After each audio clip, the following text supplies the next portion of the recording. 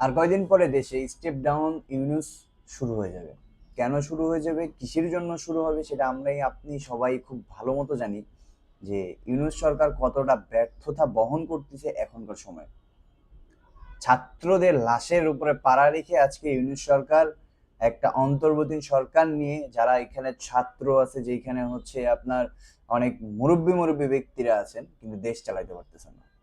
আমার কথা ওইখানে না, তারা দেশ চালাতে পারতেছে কি পারতেছে না সেইখানে আমার কথা না। আমার কথা হচ্ছে, যদি স্টেপ ডাউন ইউনুস আমরা করি, সেই ক্ষেত্রে আপনি দেশের মাথায় কাকে বসাবেন? ইউনুস সরকারকে তো আপনি বসাতে পারতেছেন না। আপনি কাকে বসাবেন? যে আওয়ামী লীগ 1,000 কোটি টাকার পদ্মা সেতু 32,000 কোটি টাকায় কমপ্লিট করে, আপনি কি সেই আওয়ামী লীগকে বসাবেন? না যে বিএনপি পূর্ব ইতিহাসে খাম্বা বাণিজ্য করে গেছে তাদের বসাবেন? নাকি এমন ব্যক্তি যারা হচ্ছে ইসলামিক পন্থায় বলাৎকারকে ভালো মনে করে তাদের বসাবেন? কাদের বসাবেন আপনি দেশের মাথায়?